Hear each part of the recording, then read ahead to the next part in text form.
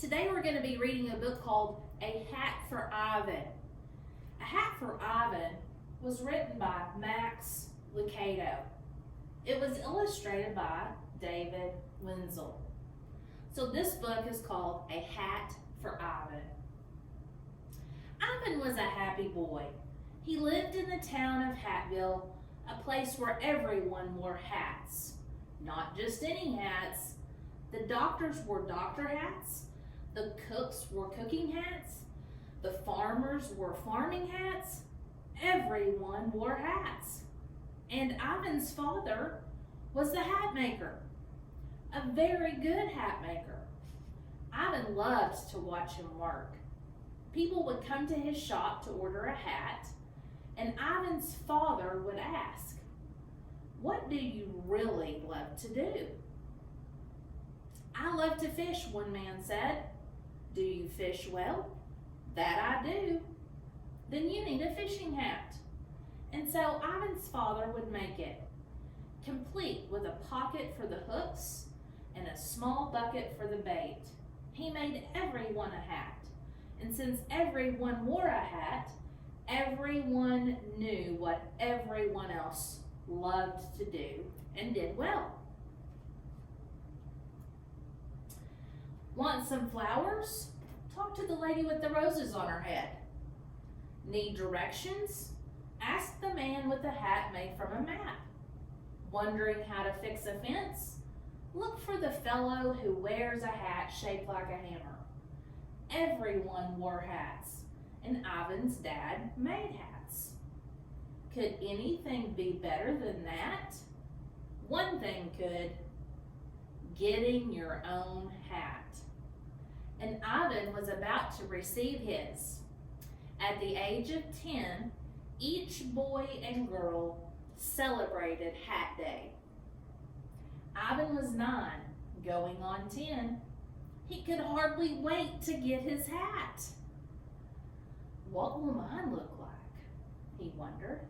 Would it be made of felt like the clerks? Bright blue like the policemen's?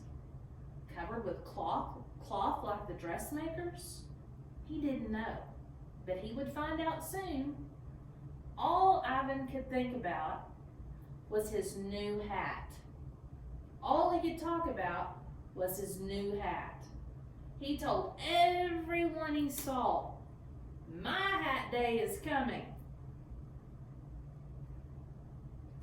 The people in Hattville were excited for Ivan.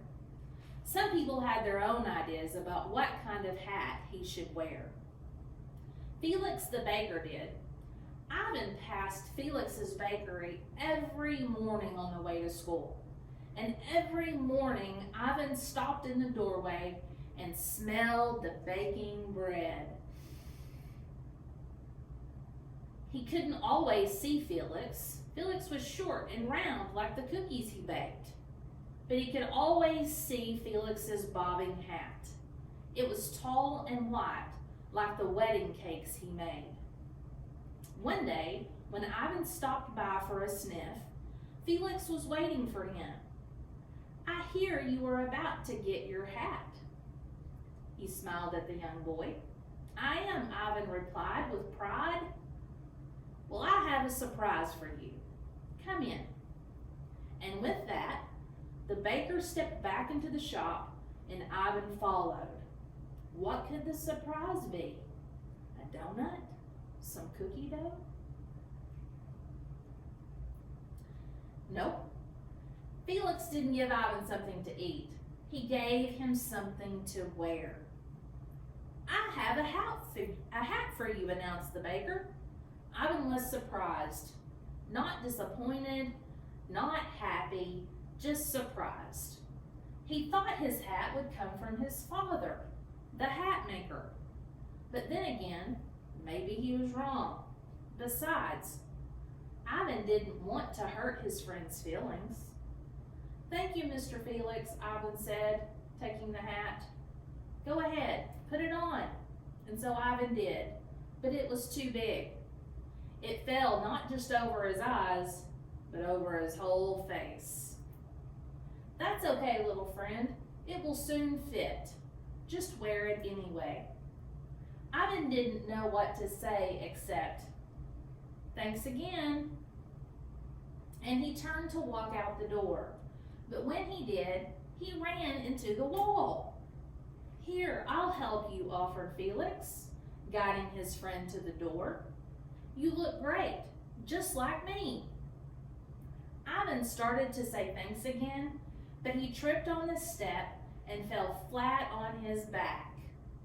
"Funny," he said to himself. "I thought my hat would fit better than this." Since he walked the same path to school every morning, Ivan was able to feel his way down the street. Soon the scent of daisies and roses told him he was nearing the flower shop. When he heard the hammers pounding, he knew he was near the carpenter's shop. And the sound of music told him he was passing by Miss Anita's piano studio. Miss Anita loved music, and Miss Anita loved Ivan. Ivan's father had made her a special music hat, wide and round, with tiny guitars on top and piano strings dangling from the brim. Since each string had a bell on the end, everyone knew when Miss Anita was near. It was a different sort of hat, but it was perfect for Miss Anita. No one else would want to wear it, but Miss Anita wouldn't be without it. She loved the hat, and she loved Ivan, and she loved it when he stopped to hear her play. Of course, on this day, she didn't recognize it. All she saw was a tall hat on a small boy.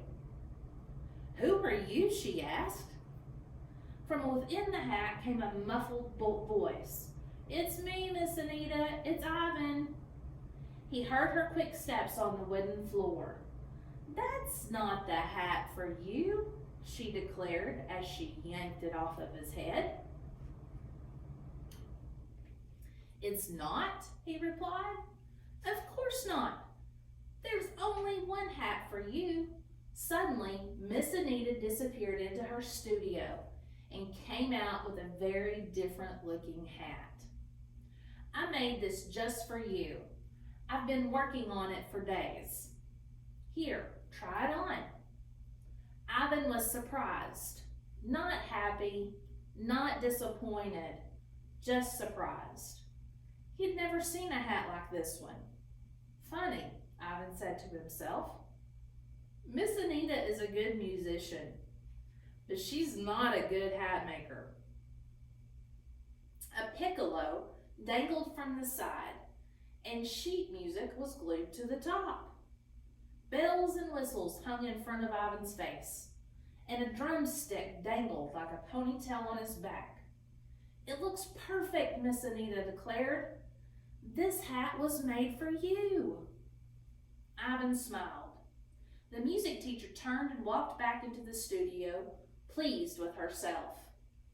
Now Ivan had two hats, one in his hand and one on his head. He didn't like wearing either one, but he did not want to hurt anyone's feelings. He didn't know what else to do except keep walking to school. But the hat maker's son was barely down the street when he met a new problem. "Ivan!" The voice was deep and big and belonged to Bruno, the firefighter. "What is that on your head?" "Miss Anita gave it to me." "As a joke?" "No, for real." "It's a good thing I came along. I knew your hat day was near, so I brought you a gift." For the third time that day, a hat was placed on Ivan's head. This hat was just like Bruno's, long and red and very shiny. A piece of fire hose was wrapped around it, and a miniature ladder stood straight up on top. The big fireman held the hat steady while Ivan tightened the strap beneath his chin. "Now that is what I call a hat," Bruno boomed in his deep voice. Ivan stepped back and when he did, he fell over. The hat was so tall and heavy that the boy couldn't keep his balance. Bruno helped him back up, stepped back, and Ivan fell again. "You'll get used to it, Ivan," Bruno told him. I did, and with that, he turned to leave. Ivan tried and tried to stand, but kept falling backwards. He stepped back as fast as he could until his back was against a wall. "Thanks, Mr. Bruno," he shouted, although he didn't feel very thankful. Funny, Ivan thought to himself. It's easy for Bruno to wear this big hat, but it's hard for me. What he did feel was confused. When he had left the house, he had no hats. Now he had 3, and he didn't like any of them. With one, he couldn't see. With the other, he didn't want to be seen. And with the third, he couldn't stand up. What was he going to do? He did not know what to do except go on to school. So with one hand holding the heavy hat on his head and one hand holding the others, he carefully walked the rest of the way. Things didn't get any better at school. In fact, they got worse. His hats interrupted the class. If he wore the baker's hat, everyone chuckled. If he wore the musical hat, he made too much noise. He tried to keep Bruno's hat on his head, but he kept falling off his chair. "Ivan," the teacher finally decided, "maybe you better go home." Ivan was sad, but he knew she was right. He still didn't know what to do. He had too many hats. And on the way home, he was given many more. The farmer gave him a straw hat with a bandana to keep the sun off. The beekeeper gave him a netted one to keep the bees out. The woodsman gave him a wool cap to keep his ears warm. A clown gave him a cone hat with many colors. And the bookshop owner gave him a hat shaped like a dictionary. Ivan soon had so many hats that he could barely carry them all. He would drop one, and when he bent over to pick it up, he would drop another. He finally had them balanced when all of a sudden he saw Felix the baker. "Oh no," he thought, "I'm wearing the farmer's hat." So he dropped them all, and he just barely got the baker's hat on his head and over his eyes when Felix saw him. "Looks great, Ivan," shouted Felix. Ivan sounded tired. "Thanks." Balancing the hats was hard enough, but now Ivan's eyes were covered as he walked. He couldn't see where he was going. He had stopped to rest when he heard the tinkling of tiny bells. It was Miss Anita. Ivan pulled off the baker's hat and threw on the musical hat just in time. "Oh, you look wonderful," Miss Anita exclaimed as she passed. Ivan had started picking up the rest of the hats when he heard the deep voice of Bruno. "Ivan, is that you?" As quickly as he could, Ivan replaced the musical hat with the firefighter's hat. "It's me," he said, straightening and then falling back and back and back until he landed on his bottom. Bruno didn't see Ivan fall. He was already turning the corner. "Looks terrific, my friend," Bruno called over his shoulder. "Thanks," Ivan mumbled to no one but himself. He was so tired, he didn't even try to get up. He just sat there, surrounded by hats. "Looks like you've had quite a day." Ivan couldn't remember when a voice ever sounded so good. "Father," he shouted, jumping up, "you won't believe what happened today. Everybody gave me a hat and—" "None of them fit?"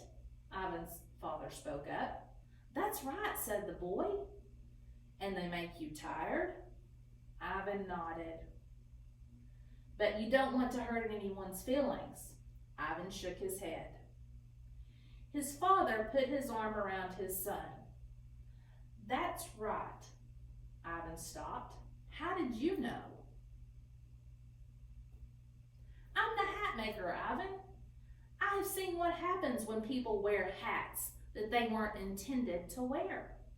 They feel silly, they fall down, and they get tired. Ivan's father got down on his knees and wiped a smudge of dirt off his son's cheek. Listen, son, just because someone gives you a hat, that doesn't mean you are supposed to wear it. They mean well, but they don't know you. That's my job. I'm the hat maker, and I'm your father. So you'll make a hat just for me? I will. All you have to do is ask. Oh, please, Father, Ivan smiled. I would like that very much. Well, let's gather up these hats and go home then. As the hat maker and his child walked toward home, the father asked, Tell me, Ivan, what do you really love to do? The end. Are you ready for a challenge? So in the book, A Hat for Ivan, Ivan was trying to wear everyone else's hats. He didn't want to hurt his friend's feelings, but those hats were not for him. So in our challenge today, I want you to think of something that you love to do, something that you might want to be when you grow up.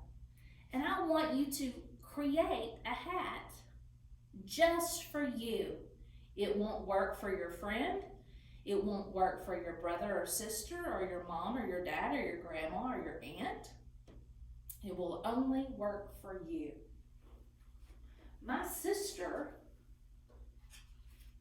made herself a cowgirl hat because when she was little, she wanted to be a cowgirl.